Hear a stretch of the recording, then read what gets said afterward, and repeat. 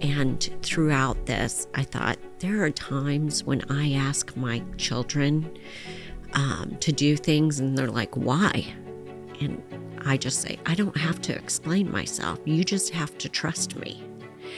And I think that that's my relationship with God. Like, he never says, understand me. He just always says, trust me. Trust me. People are going to hear this and they are going to be encouraged on whatever journey they're dealing with in grief. I think you guys both have modeled Hildebrands and the Abusadas, something that God uses in our lives to not succumb to evil and the darkness, which is stepping into the light. It's been very faithful. We've been under a tremendous amount of spiritual warfare from this. I give your children to you temporarily, but they are mine. You're called to care for them, but they are mine. And and in that moment, I really felt like God was saying, do you trust me? Do you really believe what you've said all along? 5 days ago, you said you surrender them to me. Do you really? I think the biggest thing that people can inadvertently make this mistake of thinking that grief is a very linear type thing, or it's just a going up, and that's not it at all. And it's people who are going through grief sometimes think, I need to get myself together, and it's like, just embrace it and fall into it.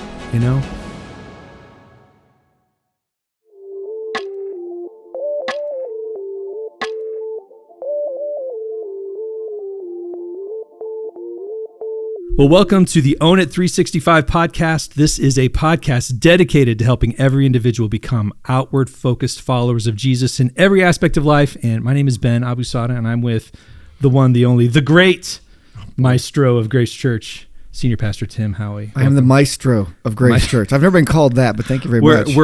We all sing to your leadership, following your leadership. Thank you. Thank you. You and I have a song we sang together. We did. June Advanta. We got to bring that back at some point. Someday I think we could probably pass that off to our editors and have them play that. If you look up June Advanta online, but you could find the song that literally Ben and I sang together. We just sent people on a journey. SoundCloud, FYI SoundCloud. There you go.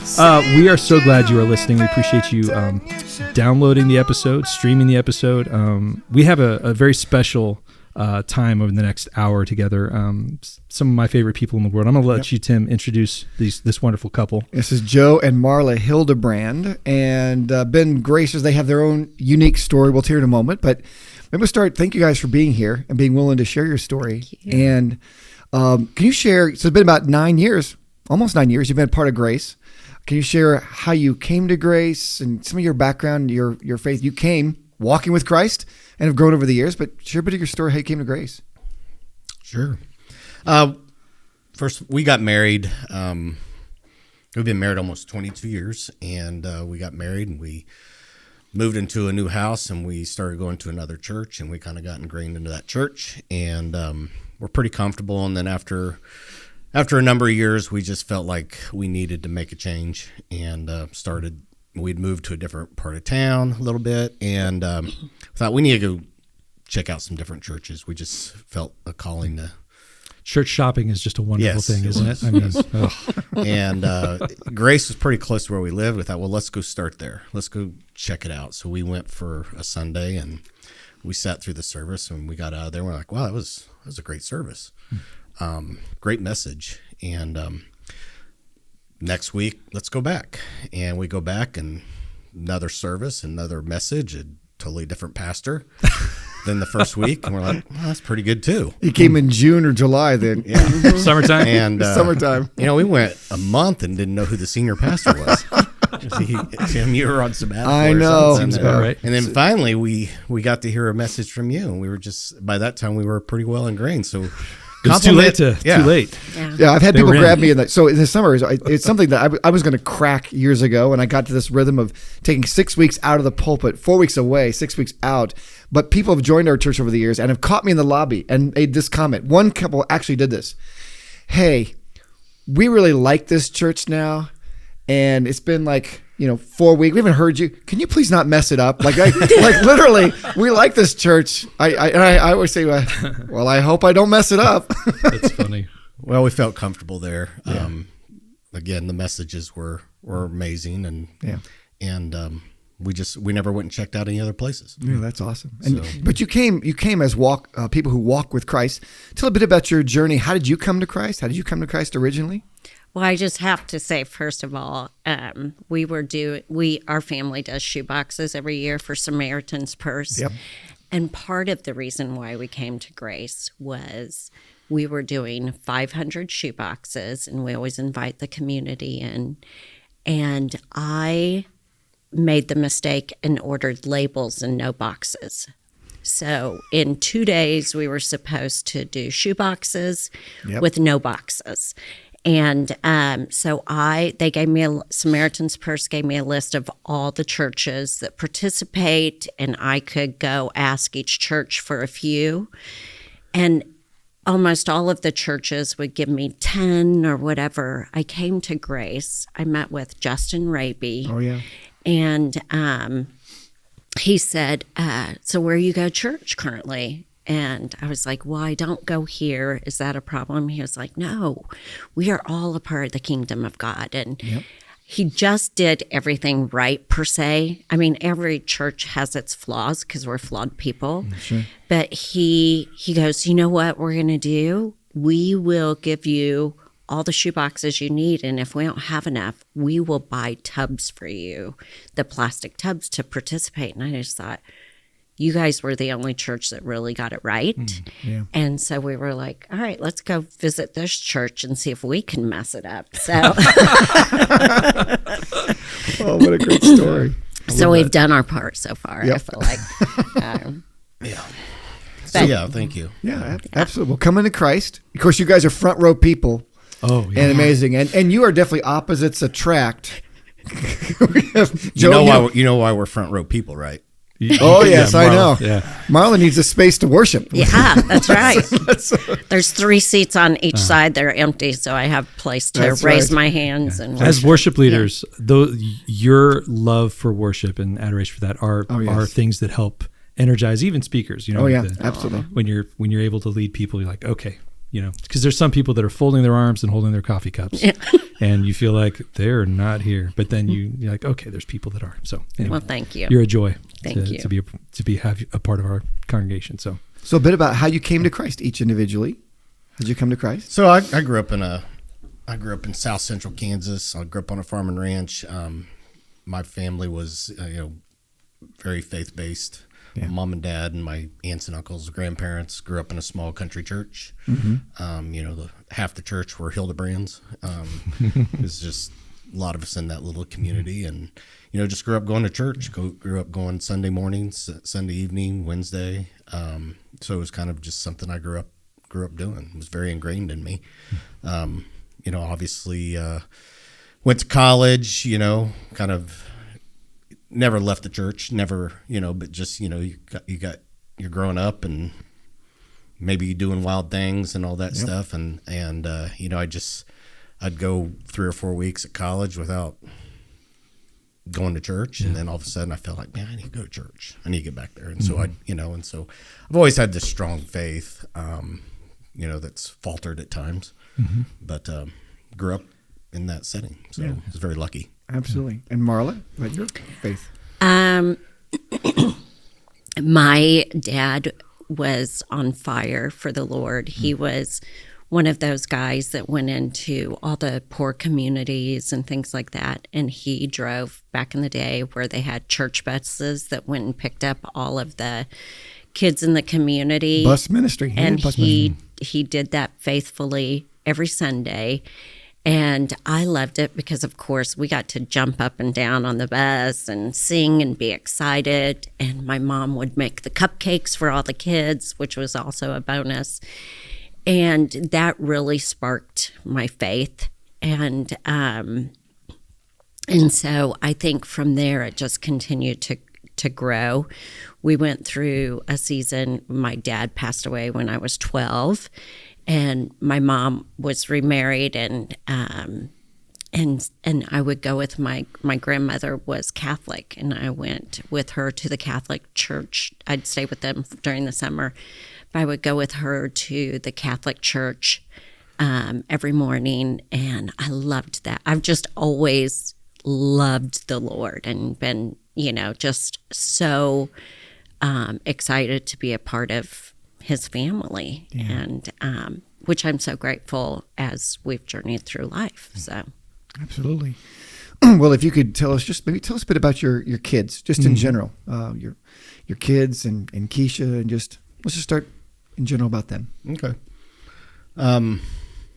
We got 3 daughters that we've had together, and Keisha. So when Marla and I met, I just moved to Kansas City I graduated college, got into sales, ended up back on the farm for a while because my dad had some health issues.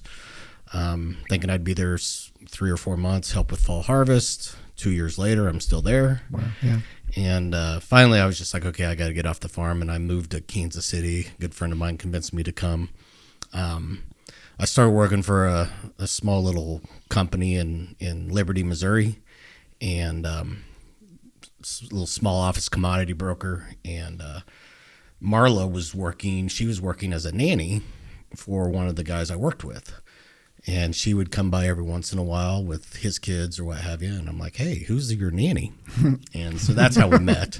Who is this woman? Yeah, who's the nanny? And anyway, that's how we met. We went out for a little while. I asked her out. We went out a few times and for a little while. And she'll tell you, I wasn't ready for a relationship. I was not hard to get. I was hard to want. I've never heard that. I love That's that. true. That's great. That's really great. Okay, I'm going to steal that one. That's good. So Could be on a we went t-shirt. out for a little while, and then she kind of thought like I just wasn't ready for this, and quit taking my calls and moved on.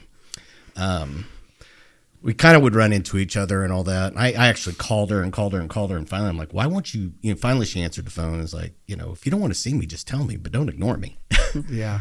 And but anyway, her birthday is the same day as one of my best friends, and 3, 4, 5, I don't know, it was 3, 4 years later, I went out with my buddy on his birthday and ran into her, and I asked her out again, and she finally said, well, she gave me her work number and said, call me on Thursday. That's very safe. Very safe, the work number. Very wise. Anyway, we started dating, and then finally I asked her to marry me, and she had Keisha at the time. She'd been married before and had Keisha, and Keisha was 9, I think, at the time, 9 or 10 when we got back together and started dating. And a year or so later we got married. I had to ask Keisha for her, permission, and but she accepted, and so did Marla, and we got married. How old was Keisha at the time? When we got married, I think she was 11. 11? Okay. And so, she moved in with us, and we were both in our early 30s, and we're like, well, if we want to have children, we need to have children. Yeah. Yep. So we started having babies. We had Emma first, about a year after we got married, and then Ava came second, and Olivia came third. So today, Emma's 21. She just turned 21. Ava's 18, and Olivia just turned 17. Yeah. Yeah. And so that's the ages of all girls. Yeah. So we're coming up to certain events. What brings us here is the Shock and the club that, Ben, you're a part of. Yeah. Share the club that. Yeah. So it's the club that nobody wants to be a part of, the loss of a child. Yeah. And we've both gone through that, and you lost Keisha. And I think it's great that you guys are wanting to share your story. And I know before we hit record on the podcast, we were talking a little bit about some tension that can build from this. And so I'm just excited that you're here. I'm so happy that you guys are willing to share the story with others, because we have personally experienced your guys' love for us and that connection through that. So you guys have been amazing to us. I mean, even we just simply text each other on days we know are incredibly important to us. And so I'm very grateful for that. So it's a club that nobody wants to be a part of, but when you're there with other people, you're so grateful for those relationships and those connections. And you two are people we're very grateful to have been able to develop that bond with. So Likewise. I'm excited I'm very grateful that you are willing to share your story here as you reached out to Tim. So yeah. So if you're okay, just unpack what happened with Keisha and tell that story. Well, first of all, we had been in turmoil, and we had went for a little over a year without really talking. We would send texts back and forth here or there, but there was definite turmoil. I had said things that hurt her feelings, and we couldn't seem to reconcile it. And we go to a Christian family camp in Colorado every year. Joe's family's probably went 47 years. And so we had a moment of reconciliation before that. So I invited her to come along with us. She always loved it. And we went consistently every year. It was just great family bonding time. And she agreed. And we got to have some really beautiful memories there. And I just remember feeling the need to hug her a little longer and a little tighter. And so I did. And then the day she passed away was actually my birthday. And she had sent me a message that just said, "Hey, Mom, I want you to know that I love you and I hope you have a great birthday." And I text her back and everything. And then I said, "What are you doing?" She was going out with friends that evening. She lived in Texas and she was a single mom, and she was going out with friends that evening. And when she did, apparently she went to cross the street and she didn't see a vehicle coming, or the vehicle didn't see her. I don't know, but she was hit by the driver. They did stay at 3 or 70 feet. She lasted probably for an hour. And so I got the phone call, "Are you the next of kin?" At that time, she was in the hospital and they were still trying to resuscitate her. I said, "I am." And later, the doctor called me back and they said they couldn't save her. And I just remember crying out because I was with one of my friends in Arizona, that I just didn't know where her relationship was with the Lord. And that was my main thing, that I wanted to know that she was held in his arms. And I knew that we had given her the foundation, but I wasn't sure where she was at in that time in her faith journey. And then I had to fly home so that we could tell our younger daughters, who always had a very close relationship with Keisha. Yeah. And so we got home and we told them, and then we had to make plans that also is part that no parent wants to do. We had to drive out to Texas and clean out her home and go through all of her stuff and to give away what we couldn't use, but also, to give her daughter things and go through stuff. So in that, though, there were so many blessings because we got to find journals that she talked about her faith walk. I had given her a Bible a long time ago, and she had parts in the Bible that were underlines. And so I knew God gave me this really great sense of peace, knowing that she was his and she was, seeking him out. And I think God gave each of us a special gift in that journey, because one of my daughters had written her a card, and that was tacked to her bulletin board, and just different pieces of her that connected each one of us to her in a unique and special way. And so that was really beautiful. Yeah. And then we made plans we went to see her. She had to be cremated, but we had her body embalmed so that we could see her and spend time with her. which was another great and beautiful blessing. But through it all, I can see God's hands all over it, from the, hey, hug her a little tighter, and to this time of finding that each of us connected a piece of her heart to our heart, and also God's heart, And so, yeah, that's kind of, Yeah. yeah. If I remember right, you guys coming together with her, you were reconciling a relationship that was broken. Yes. Is what you were saying. And then, if I remember right, it was August in 23 that you guys did that vacation in Colorado together. And so that was the moment. And then she passed in, 3 months later, October. Yeah. What a gift that the Lord did give you. That's amazing to be able to have that time with her.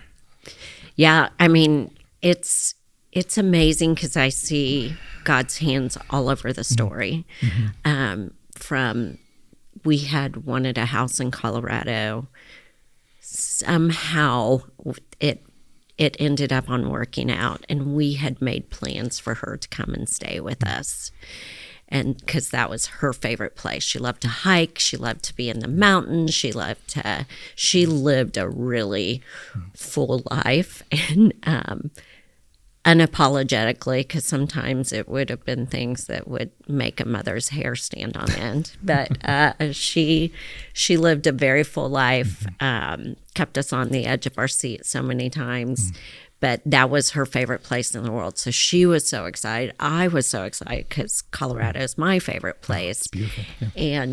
And you had to buy a house without seeing it and everything. And so we did that. And literally it was weeks before she passed. And it turned out to be such a great place, because that's where I go often to grieve and feel like I'm closest to God and closest to her. And just over and over again, just how God has so beautifully orchestrated a way for us to grieve and still see him in the midst. Like, I also think about you guys and your loss with Maylee. And I remember when it happened thinking, I don't think I could survive that. And yet 9 months later, we walked that journey, and you guys were 9 months out from it. And you came and you wrapped us in love. You reached out to us. I mean, I was just so impressed that I was like, gosh, now that takes a supernatural strength. And just the beauty of how people have loved us has been amazing. Tim has reached out multiple times and continues to, because you don't stop grieving and the pain doesn't go away. Someone used the analogy that was so true. It's like having a rock in your pocket. At first it really bothers you and it's painful and whatever, but through time, that rock never goes away. You just learn to tolerate it being there. And I think that the loss of a child is very much like that. It doesn't go away. You just learn to walk with that in a different way. And but I think people have loved us so beautifully. My best friends, I couldn't plan the services or anything, and my best friends planned all of her services without any help from us. It's And beautiful too. yeah, so many Your people daughter have carried us. sang amazingly, so talented. It was beautiful. Yeah. Well, and I also think, in the midst of your grieving, and it had to have been triggering, you did too. Oh, yeah. It was, they're very triggering moments for sure. Yeah. And because even at times, and me sitting with other people since our loss, sitting with other people who have lost a child, I realize what a gift it is to have people who do that, but also for the people who sit in the midst of that, how incredibly difficult that is. And I think, gosh, you guys did it at 9 months after your tremendous loss of your beautiful Maylee.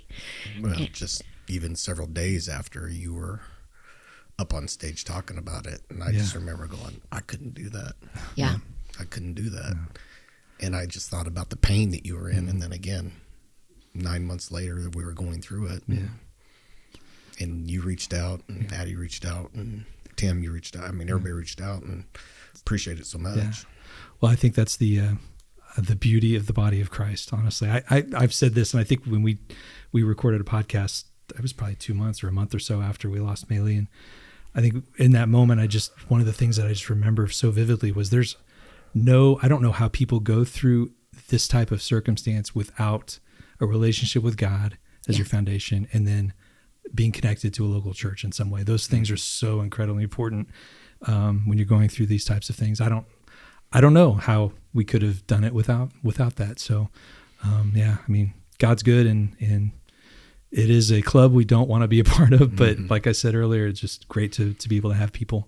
Right. For sure. Yeah. Well, God reconciled, helped that reconciliation with Keisha before. And it's amazing. Such God's fingerprints all over it. That is just fantastic. Blessing. Yeah. And I just remember going to her little house, and we hadn't been there before. Our daughters had been there to see her before, but we hadn't. And Marla has all this guilt about this or that, and I do too. And I remember Marla being like, "Did I impact her life?" And I go, "Look at her house. Yeah, her house has you all over it. It's living evidence of how the she hand of decorated, God. how she, the things that she had up, and her calendar, and her little, your hands are all over this." Yeah, that's awesome. So Marla, I couldn't believe you heard this on your birthday out of town with one of your friends, and you're having to process this, grieve this shock out of town. You're not near your husband. What was it like for you? You're in town with the girls. Yeah. And what was it like for you when you got the news and your experience? Well, it was a shock. 2-hour difference. So I was actually in bed, asleep. Everyone was. Yeah. And Marla's trying to call me, and I don't have my ringer on. You can't get a hold of him. Can't get a hold of Right. him. Oh, wow. It was awful. Yeah. And then finally, she got a hold of Ava. Who went and woke you up? And went and woke me up and said, "Mom's upset. You need to call her." And I call her, and, it was just awful. Yeah. I didn't know how to react. I remember going, "Well, what happened?" And It's like a nightmare. yeah, I go, "What happened?" She goes, "It doesn't matter." She was so, Yeah, just a lot of adrenaline. it doesn't matter what happened. Yeah. She's gone. And, next thing she's like, she wanted to get to Texas. Yeah. I got to be with her. I'm trying to figure that out. So it's at this point, it's 12:30 at night in Kansas City and 10:30 in Arizona or what have you. And, her friend is with her, and we're trying to find, is there a flight she can get to Texas? And finally, we're just like, you know what? You just need to come home. Yeah. There's nothing you can do. Yeah. You need to come home to get you on the first flight out of Phoenix, get you back here, and then we got to do the other hard part. Yeah. Just share it with our daughters. Yeah. And so, Yeah. Get her on a flight. She's going to land about 10:30 in the morning. By this time, some of my friends had reached out because I reached out to a few of them trying to figure out some ways that they could help me get her to Texas or what have you. And so, I got some people reaching out. One of my really good buddies, he came over and brought me coffee, and he's like, "What can I do?" I said, I don't know. I'm just got to go pick her up. And the other girls they all had something going on that morning. And I didn't want to say anything to them. Right. I was like, I don't want to face them until I can get Marla home. And so anyway, I'm out in my shop. My buddy comes to the shop, grabs me, gives me coffee, big hug, prayers. And I take off to go get her from the airport. And I remember Ava calling, and she goes, "Why was Mom so upset last night?" And I just said, she just wasn't feeling good. Hey, I'll be home in a little while. Yeah. And hung up. And I go pick her up, and, I meet her inside the airport and just hold her and cry. And then get in the car, start driving back, and the girls knew something was up. They, two of them worked at Jersey Mike's down the street across from the church, and Emma was working there that day. Ava, and I kind of look on my Life 360 to see where they're at, and they're all there. All of them there. All of them are there. Yeah. And I just sent them a text that said, "Hey, I need you guys to get home." I picked up Mom from the airport. We're on our way home. I need you to get home. And, Emma texts. She goes, "I can't. I'm working." And I said, "I need you to get home." And then they knew something. Like I said, they already knew something was going on. So they meet us at home. We get there about the same time, and we had to tell them, and it was awful. Yeah, awful. Just falling on their knees, crying.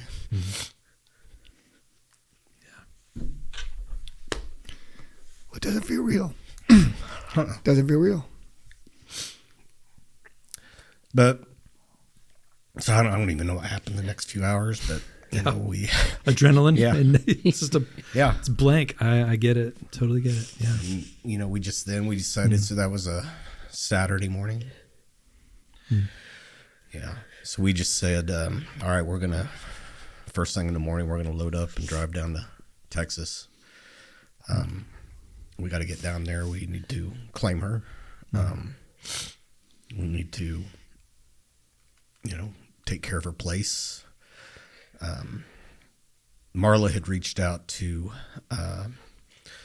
so Layla's our granddaughter, and she shared custody with, Keisha shared custody with Chris, which is Layla's dad. And Layla had been with Chris and his wife. Chris and Bree had recently gotten married, and so they were sharing custody.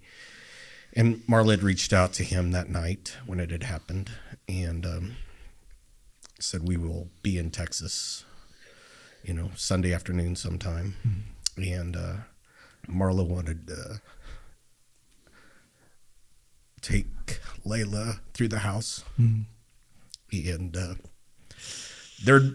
these are two young people that were sharing custody of a child. They had never been married. They, had love for each other at one point in time, and then obviously didn't. And there had been, it's like two people sharing custody. They didn't get along very well most of the time. Yeah. There had been some pretty heated things that had happened, just based on decisions. And there had even been a pretty heated text string between Marla and Chris and his wife at one point in the spring, which is kind of, strangely enough, what kind of brought Keisha and her back together. What helped us to reconcile. And it was, again, just the decisions with Layla and things like that. And so, the last communication really prior to this between Marla and Chris and Bree was anger. Lots of anger, lots of things that you wouldn't really want to have resurface again in text messages and things like that. And but they met us at their house, at Keisha's house, and that was just gone. And they brought Layla. But all the hurt, all the anger, all the pain was gone. It was now. We surrendered. Everyone surrendered it.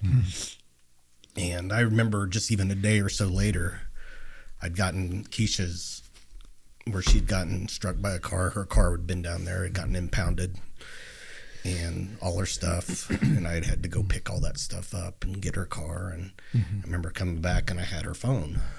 And I remember Chris walking out in the yard, and he's like, "There's things on that phone I don't want anybody to see. Messages, anger." Yeah. I said, "It doesn't matter anymore." Yeah. It just doesn't. And we hugged, and her and Marla and Bree started building a bond that day. At one point, Marla didn't want to be around any of them, and by the time I got back from getting Keisha's car and picking up all her stuff, I walk in, and her and Bree are just bonding, and and they've adopted us as their grandparents. That's awesome. Because they've had a baby since then. So what was in they weren't faith-based people. Bree maybe a little, but Chris not. They just had a new baby. He's just a year old a month ago. And Coming up. Yeah, I'm sorry. Layla's, little brother, and the baby's born, and seems like a perfectly healthy baby. And a couple days after he's born, they notice something, and he's having little seizures, and they realize he has a very severe brain bleed to the point where they don't know if he'll even survive. We're like, oh my gosh, it's the last thing, you want to have happen to that family and to Layla. And through prayers,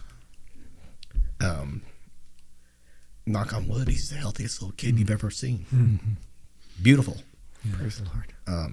And I think it's absolutely given them a foundation of faith. That's awesome. For sure. So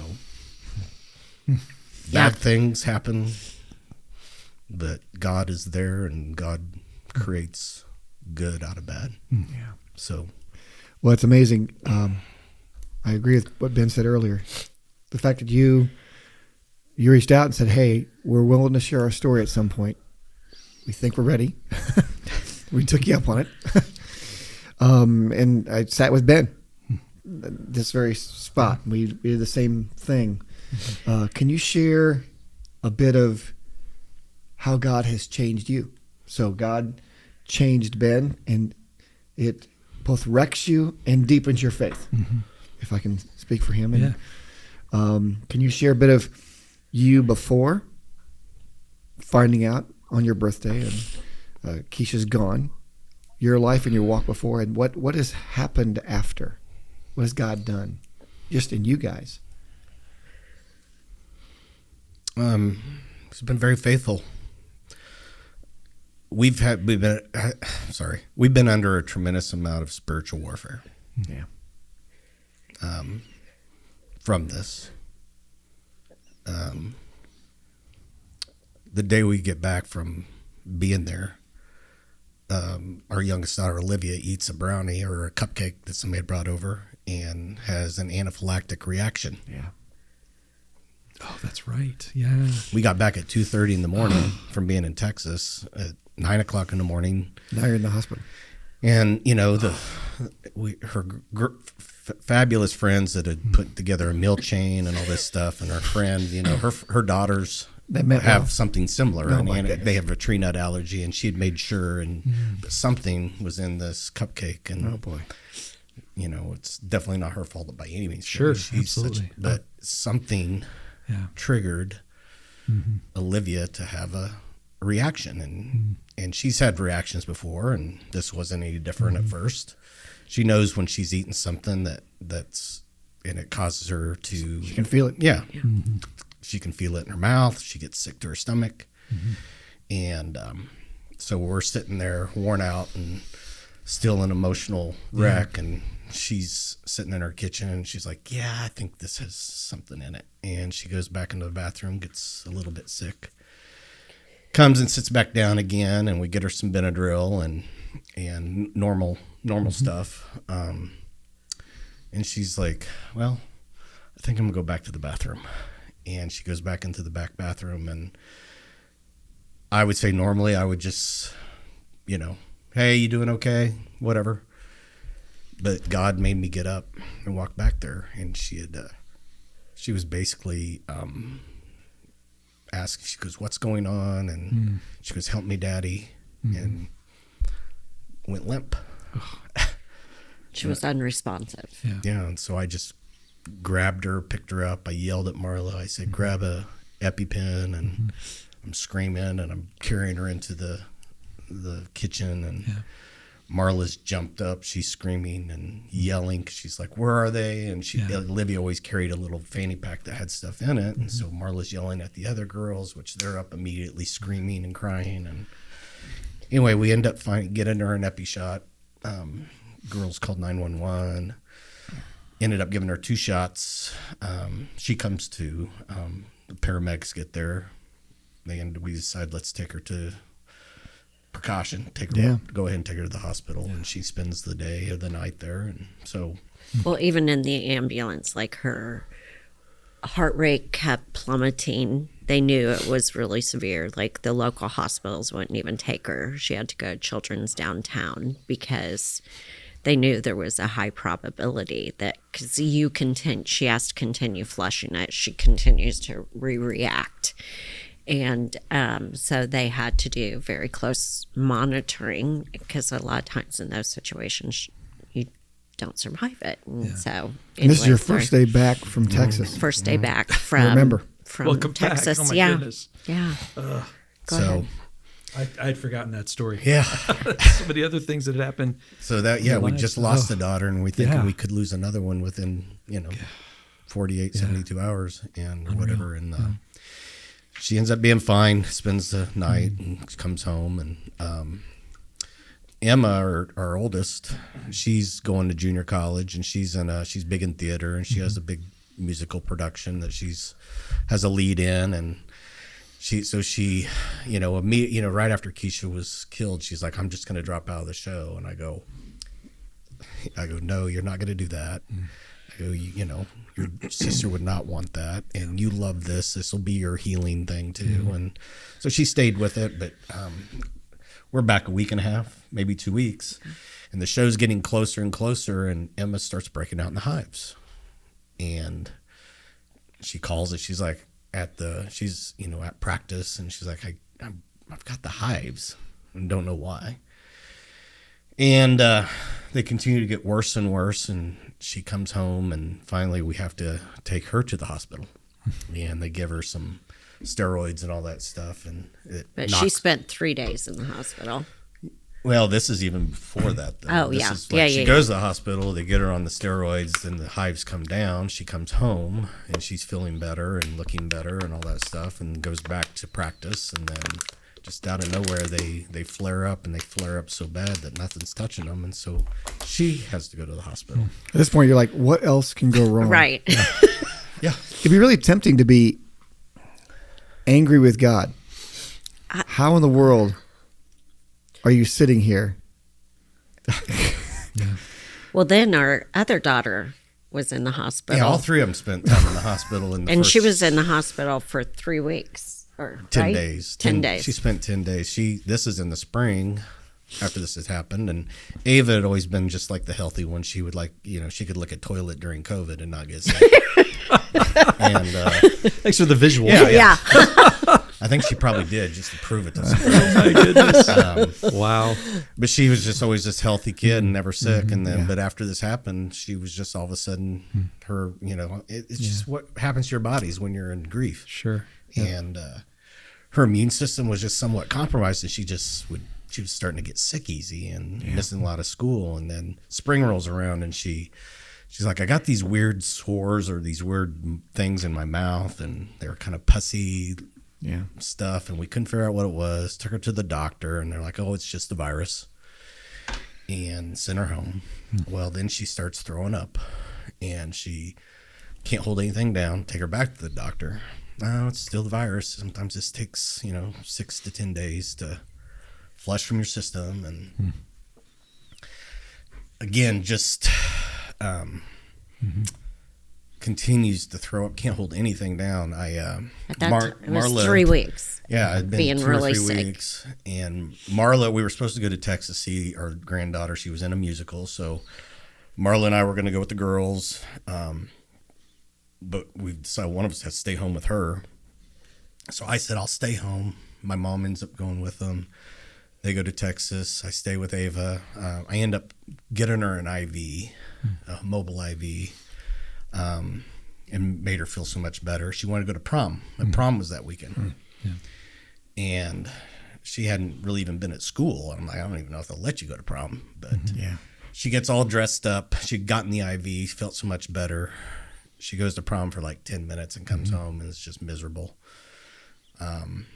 Next day, she goes, can I get another IV? And she hates needles. And I'm like, yeah. So she's sick, and get her another IV.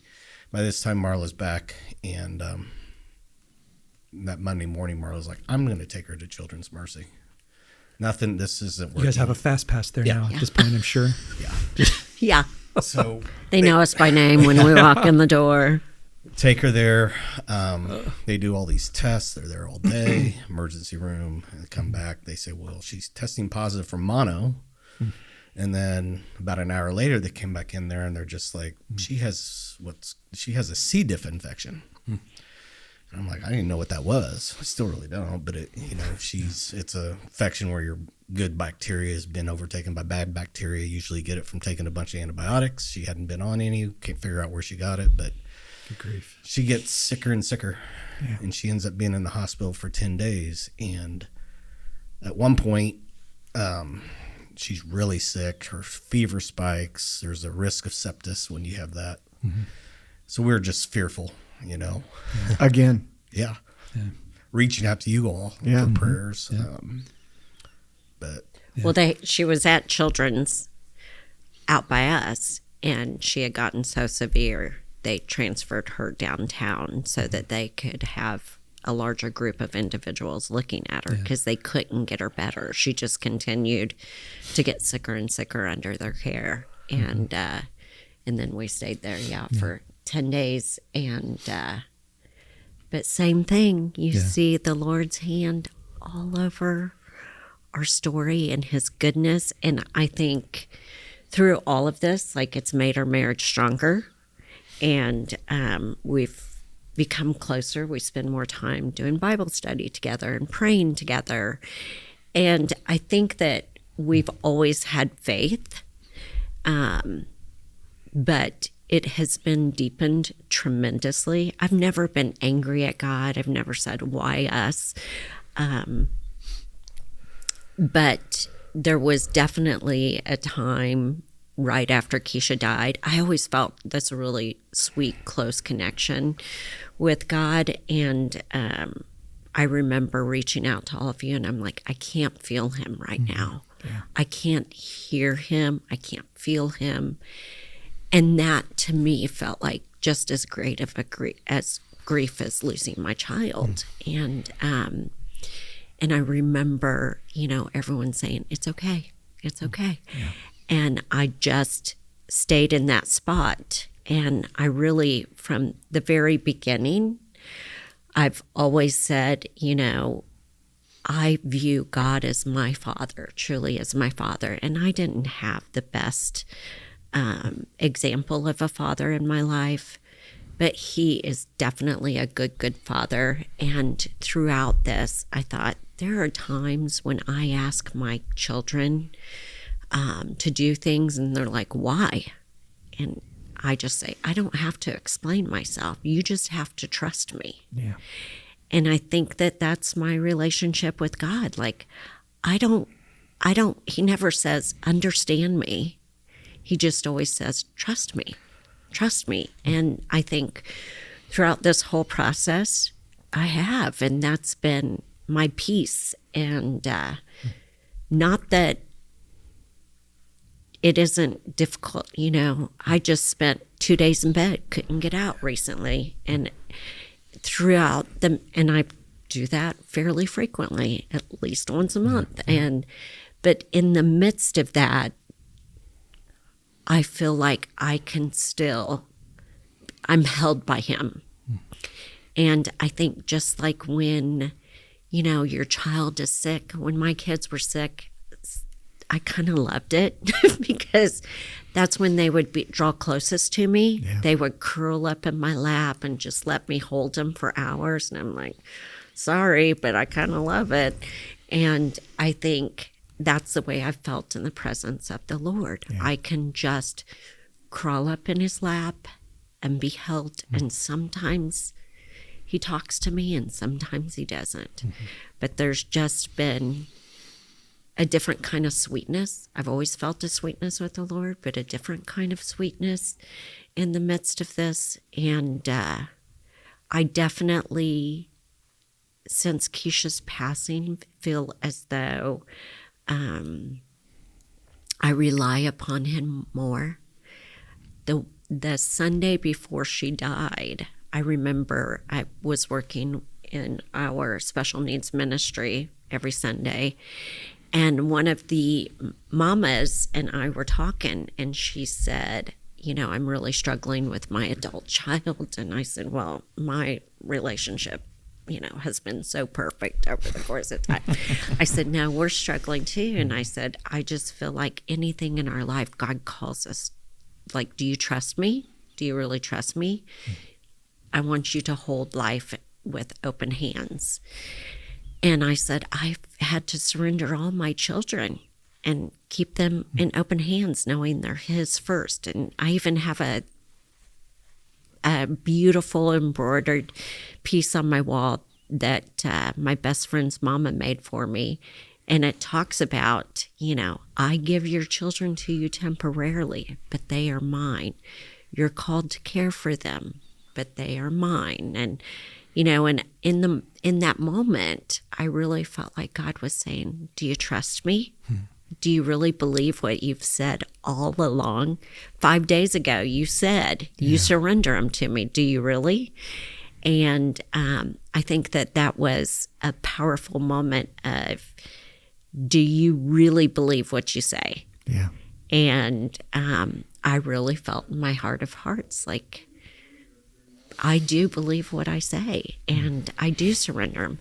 I just told Joe the other day when I was weeping, I said, it makes me so sad though, thinking, we're about 55, we have another 20, 30 good years ahead of us, hopefully. But in that, I'm going to miss not having her on that journey. Yeah. That makes me really, really sad. But I trust that my Father is still really, really good. And so in the midst of those next 20, 30 years, if we have them, I want to live them really well. I want to love really well. I really want to honor Him in everything I do. And so I think if anything, I would like to say it's made me a better person. It was really easy to be focused on doing, for my faith. I was very proud that we did, I was part of a women's ministry, and I had 150 women in my group, and that felt really awesome. And I would serve. And now I spend more time just really at His feet. And not that serving's not important, because a church can't function without it. But I had to spend a time in surrender at His feet. And I think for me, that's been really powerful too, because I couldn't cook. I couldn't take care of our home, which Joe has done a beautiful job of taking care of all of that. I couldn't do anything. And it really made me question, what's my worth? Yeah. And is your worth something beyond what you can physically do? And I've had to sit in that in my relationship with the Lord too, that knowing that He just loves me even if I don't do anything, and that's a really sweet place to be. Yeah. So the enemy's been busy though. Yeah. Yeah. He's trying really hard to get us to change our mind on it, but yeah. We've talked about it. Yeah. Yeah. Your sermon series that you just did, the spiritual warfare one. Yeah. Mm-hmm. And our daughters have been under that. I mean, they've been under attack, and that's been a very hard thing to deal with. So our faith is there. Our faith is strong, but I think the stronger our faith gets, the more the enemy is wanting to break it up. I mean, through this time, we have grown closer as a couple, closer in our marriage, closer with God, trying to do more, scripture reading and praying together. But also, we've had some of the biggest fights that we've ever had, and some of the biggest disagreements that we've ever had. And the spiritual warfare is there, and it's the lies Yep. that they put in your head. First 9 months, I just felt like nothing was important except making sure that she was okay and my daughters were okay. And in the last 9 months, I felt like I had a purpose outside of that, which has drastically affected what I can do, wanting to go to work and being productive. And I mentioned I just went to a men's retreat this last weekend. I didn't want to go. I was supposed to go last year and canceled because I wasn't ready. Yeah. I didn't want to go the other day. God just kept telling me, and I told her, I said, I don't want to go, but I feel like I have to go. I feel like I need to go. I need it. And I tell you what, it lifted a veil. It lifted a fog for me. And now I find myself, instead of looking at X so much and the news and all the stuff that's on there, I throw on some type of sermon. Yeah. I throw on, worship music. Mm-hmm. I'm trying to do things that are focus, and just, this is just in the last 4 or 5 days. And it's been such a different veil that I've looked through. Mm-hmm. And I know I'm going to have these ups and downs, these having ups and downs, but sure. I think the biggest thing that people can inadvertently make this mistake of thinking that grief is a very linear type thing, or it's just a going up, and that's not it at all. And it's people who are going through grief sometimes think, I need to get myself together, and it's like, you just gotta, when those moments come, like you said, once a month you may stay in bed, just embrace it and fall into it. And I think people often put pressure on themselves to perform in a way that is unreasonable, because what you've gone through is not reasonable. No. So and I love hearing how the Lord has just grown your relationship, and even through the challenges that you guys have had to face, and the arguments and the types of things, they're just going to come. And as long as I find that in our grief process, whenever stuff comes up, you guys are probably the same. It's like, well, I mean, this is nothing compared to what we went through 3 years ago. I think we can get through this moment, Yeah. But yeah. I mean, it almost destroyed our marriage. Mm. We talked about divorce or separation. Yeah. And those are the ugly things that I think sometimes people don't, they're not willing to share or willing to talk about those moments. And those are, when people hear that, they're like, okay, so it's not just us, or it's not just me. You're not alone. Yeah, you're not alone. Yeah, because I think, you can share grief with others to a certain degree, mm-hmm. but we saw the really ugly in one another in our grieving and hard and everything, and how we were both suffering and trying to be there for each other, but also take care of ourselves. Yeah. That, yes, I think, I've had such faithful, beautiful friends who would reach out every other day. How you doing? How you feeling? Sorry, today's hard, whatever. But it's probably a handful of different people. And in the midst of that, after a while, I'm like, okay, we are coming upon a year and a half. How many times do they want me to say, I'm really having a hard day, Because for me, myself, I'm like, I get tired of being the wet blanket for everyone else, and yet that's very real and authentic in our household.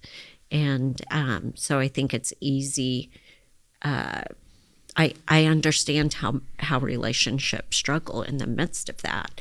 And but I think when we got to that point, we finally said, no, we're in this, we're going to stick it out. And how can we do better? How can we, what things can we do to make it stronger? I think you guys have modeled Hildebrands and the Abusadas, something that God uses in our lives to not succumb to evil and the darkness, which is stepping into the light. Ben, you've done a great job. You've not talked about that temptation, but he's been great about when our pastors meet or whatever. How you doing? He goes, I'm terrible. I'm at a 2 or a 1 out of 10. And I do the number system. He does the number system. You gave us that gift because you said to because you guys met us for dinner shortly after Keisha passed. And we talked about how do you respond when people, because everyone's like, how you doing? Yeah. Well, do I always want to be the guy that says, or the gal says 1 or 2? But you gave us the gift. You said, I rate it on a scale of 1 to 10. Yep. And some days I'm a 2, and some days I'm a 6. And, and I thought, gosh, that's such a gift to hear someone use that analogy or that system of saying, because people, you can understand that very easily when they do it on a pain scale. Well, grief is a pain scale. Yeah. And some days it doesn't hurt quite. It still hurts, but not quite as bad. And so I thought, that is wonderful. And I do. So, and some days I say, partly cloudy with a chance of rain, right. So. But you guys both bring it in the light. So what happens we've experienced over the years sharing this journey with others, when they keep it in the darkness and they keep posing and pretending with this exterior without sharing, it's when God shines his light on it that the darkness doesn't go away, but it loses a bit of its power in the light. And that's just the fact that you would share those things, and Ben, you would share those things is so healing and freeing. Yeah. Thank you. Yeah, I appreciate you guys so much. Thank you so much for being a part of this podcast and taking the time, being willing to share the story. And I'm excited to see, how this, or we may not hear from anyone, but I guarantee people are going to hear this, and they are going to be encouraged on whatever journey they're dealing with in grief. So thank you guys so much for being here. Thank you for having us be a part of it. Thank you for your love. Yeah. Guys, thank you so much for listening. And again, if you have any questions, feel free to contact us at visitgracechurch.com, and we'd be happy to connect with you and answer any questions or be a help to you in some way. Remember, go out and live Scripture, owning it 365 days a year. See you guys.